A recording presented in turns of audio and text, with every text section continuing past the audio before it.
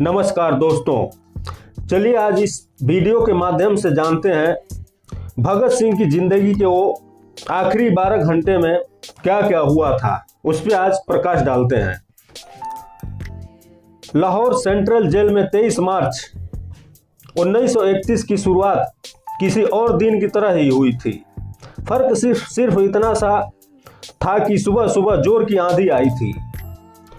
लेकिन जेल के कैदियों को थोड़ा अजीब सा लगा जब 4 बजे ही वार्डन चरत सिंह ने उनसे आकर कहा कि वो अपनी अपनी कोठरियों में चले जाएं।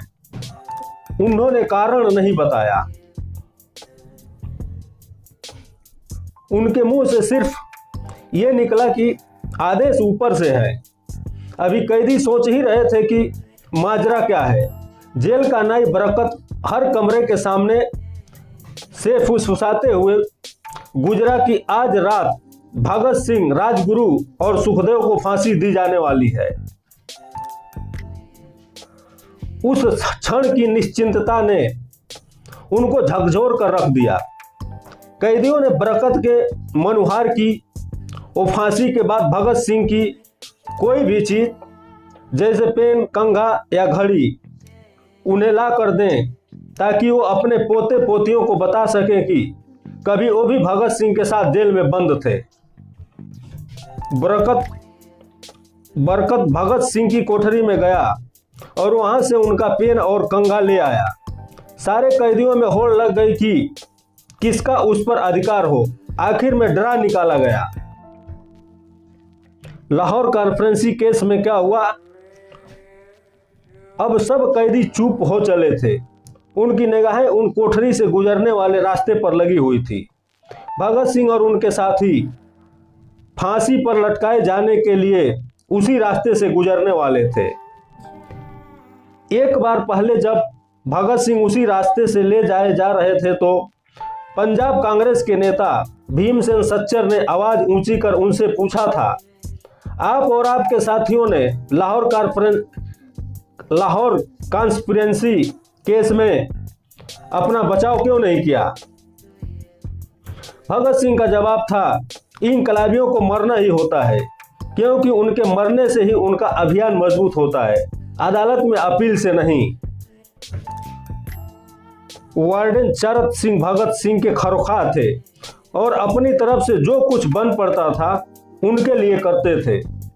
उनकी वजह से ही लाहौर की द्वारकादास लाइब्रेरी से भगत सिंह के लिए किताबें निकालकर जेल के अंदर आ पाती थी। जेल की कठिन जिंदगी में भगत सिंह को किताबें पढ़ने का इतना शौक था कि एक बार उन्होंने अपने स्कूल के साथी जयदेव कपूर को लिखा था कि वो उनके लिए कार्ल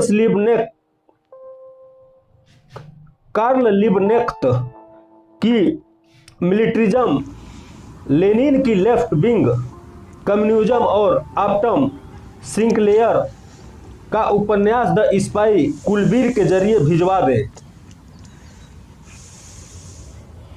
भगत सिंह जेल की कठिन जिंदगी के आदी हो चले थे। उनकी कोठरी नंबर 14 का फर्श पक्का नहीं था, उस पर घास उगी हुई थी। कोठरी में बस इतनी जगह थी कि उनका 5 फुट 10 इंच का शरीर बामुश्किल उसमें लपेट पाए। भगत सिंह को फांसी दिए जाने से 2 घंटे पहले उनके वकील प्राणनाथ मेहता उनसे मिलने पहुंचे। मेहता ने बाद में लिखा कि भगत सिंह अपनी छोटी सी कोठरी में पिंजरे में बंद शेर की तरह चक्कर लगा रहे थे। इनकलाब जिंदाबाद। उन्होंने मुस्कुराकर मेहता को स्वागत किया और पूछा कि आप मेरी किताब रिवॉल्यूशनरी लेनिन लाए या नहीं। जब मेहता ने उन्हें किताब दी तो वो उसे उसी समय पढ़ने लगे, मानो उनके पास अब ज्यादा समय न बचा हो। मेहता ने उनसे पूछ ली कि क्या आप देश को कोई संदेश देना चाहेंगे।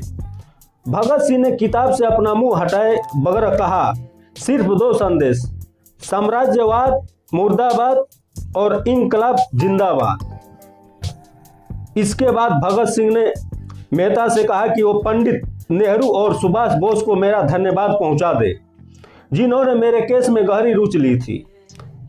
भगत सिंह से मिलने के बाद मेहता राजगुरु से मिलने उनकी कोठरी पहुंचे। राजगुरु के अंतिम शब्द थे, हम लोग जल्द मिलेंगे। सुखदेव ने मेहता को याद दिलाया कि वो उनकी मौत के बाद जेलर से वो कैरम बोर्ड ले ले जो उन्होंने उन्हें कुछ महीने पहले दिया था। उस समय के 3 क्रांतिकारी मेहता के जाने के थोड़ी देर बाद जेल अधिकारियों ने तीनों क्रांतिकारियों को बता दिया कि उनको वक्त से 12 घंटा पहले फांसी दी जा रही है। अगले दिन सुबह 6 बजे की बजाय उन्हें उसी शाम 7 बजे फांसी पर चढ़ा दिया जाएगा। भगत सिंह मेहता द्वारा दी गई किताब के कुछ पन्ने ही पढ़ पाए थे। उनके मुंह से निकला, क्या आप मुझसे इस किताब का एक अध्याय भी नहीं खत्म करने देंगे? भगत सिंह ने जेल के मुस्लिम सफाई कर्मचारी बेबे से अनुरोध किया था कि वो उनके लिए उनको फांसी दिए जाने से एक दिन पहले शाम को अपने घर से खाना लाए। लेकिन बेबे भगत सिंह की इच्छा पूरी नहीं कर सके, क्योंकि भगत सिंह को 12 घंटे पहले फांसी देने का फैसला ले लिया गया और बेबे जेल के गेट के अंदर ही नहीं घुस पाए। थोड़ी देर बाद तीनों क्रांतिकारियों की फांसी की तैयारी के लिए उनकी कोठरियों से बाहर लाया गया। भगत सिंह, राजगुरु और सुखदेव ने अपने हाथ जोड़े और अपना प्रिय आजादी गीत गाने लगे। कभी वो दिन भी आएगा कि जब आजाद हम होंगे, ये अपनी ही जमी होगी, ये अपना आसमां होगा। ये गीत गुनगुनाने लगे।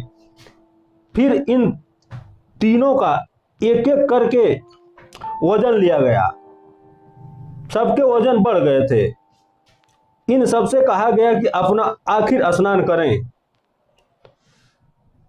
फिर उनको काले कपड़े पहनाए गए, लेकिन उनके चेहरे खुले रहने दिए गए। चरत सिंह ने भगत सिंह के कान में फुसफुसा कर कहा कि वो भाई गुरु को याद करो। भगत सिंह बोले, पूरी जिंदगी मैंने ईश्वर को याद नहीं किया। असल में मैंने कई बार गरीबों के कलेश के लिए ईश्वर को कोसा भी है। अगर मैं अब उनसे माफी मांग लूं तो कहेंगे कि इससे बड़ा डरपोक कोई नहीं है। इसका अंत नजदीक आ रहा है, इसलिए यह माफी मांगने आया है। जैसे ही जेल की घड़ी ने 6 बजाया, कैदियों ने दूर से आती कुछ पदचांपे सुनी। उनके साथ भारी बूटों के जमीन पर पड़ने की आवाज भी आ रही थी। साथ में एक गाने का भी दबा स्वर सुनाई दे रहा था। सरफरोशी की तमन्ना अब हमारे दिल में है। सभी को अचानक जोर जोर से इंकलाब जिंदाबाद और हिंदुस्तान आजाद हो के नारे सुनाई देने लगे। फांसी का तख्ता पुराना था, लेकिन फांसी देने वाला काफी तंदुरुस्त। फांसी देने के लिए मसीह शहादरा से बुलाया गया। भगत सिंह इन तीनों के बीच में खड़े थे। भगत सिंह अपनी मां को दिया गया वो वचन पूरा करना चाहते थे कि वो फांसी के तख्ते से इंकलाब जिंदाबाद का नारा लगाएंगे। सेंट्रल जेल लाहौर, जिला कांग्रेस के सचिव पिंडी दास सोंधी का घर लाहौर सेंट्रल जेल से बिल्कुल लगा हुआ था। भगत सिंह ने इतनी जोर से इंकलाब जिंदाबाद का नारा लगाया कि उनकी आवाज सोंधी के घर तक सुनाई दी। उनकी आवाज सुनते ही जेल में दूसरे कैदी भी नारे लगाने लगे। तीनों युवा क्रांतिकारियों के गले में फांसी की रस्सी डाल दी गई, उनके हाथ और पैर बांध दिए गए। तभी जल्लाद ने पूछा, सबसे पहले कौन जाएगा? सुखदेव ने सबसे पहले फांसी पर लटकने की हामी भरी। जल्लाद ने एक एक कर रस्सी खींची और उनके पैरों के नीचे लगे तख्ते को पैर मारकर हटा दिया। काफी देर तक उनके 100 तख्तों से लटकते रहे। अंत में उन्हें नीचे उतारा गया और वहां मौजूद डॉक्टरों लेफ्टिनेंट कर्नल जे नेल्सन और लेफ्टिनेंट कर्नल NS सोधी ने उसे मृत घोषित कर दिया। उन्हें मृत घोषित कर दिया। अंतिम संस्कार एक जेल अधिकारी पर इस फांसी का इतना असर हुआ कि जब उससे कहा गया कि वो मृतकों की पहचान करे तो उसने ऐसा करने से इनकार कर दिया। उसे उसी जगह पर निलंबित कर दिया गया। एक जूनियर अफसर ने यह काम का अंजाम दिया।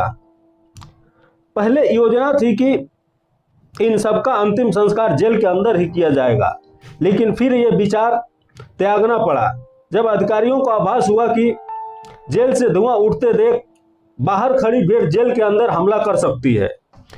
इसलिए जेल की पिछली दीवार तोड़ी गई। उसी रास्ते से एक ट्रक जेल के अंदर लाया गया और उस पर बहुत अपमानजनक तरीके से उन शवों को एक सामान की तरह डाल दिया गया। पहले तय हुआ था कि उनका अंतिम संस्कार रावी के तट पर किया जाएगा, लेकिन रावी में पानी बहुत ही कम था, इसलिए सतलज के किनारे शवों को जलाने का फैसला लिया गया। उनके पार्थिव शरीर को फिरोजपुर के पास सतलज के किनारे लाया गया। तब तक रात के 10 बज चुके थे। इस बीच उप पुलिस अधीक्षक कसूर सुदर्शन सिंह कसूर गांव से एक पुजारी जगदीश अचरज को बुला लाए। अभी उनमें आग लगाई ही गई थी कि लोगों को इसके बारे में पता चल गया। जैसे ही ब्रितानी सैनिकों ने लोगों को अपनी तरफ आते देखा, वो शवों को वहीं छोड़कर अपने वाहनों की तरफ भागे। सारी रात गांव के लोगों ने उस शवों को चारों ओर पहरा दिया। अगले दिन दोपहर के आसपास जिला मजिस्ट्रेट के दस्तखत के साथ लाहौर के कई इलाकों में नोटिस चिपकाए गए, जिसमें बताया गया कि भगत सिंह, सुखदेव और राजगुरु सतलज के किनारे हिंदू और सिख रीति से अंतिम संस्कार कर दिया गया।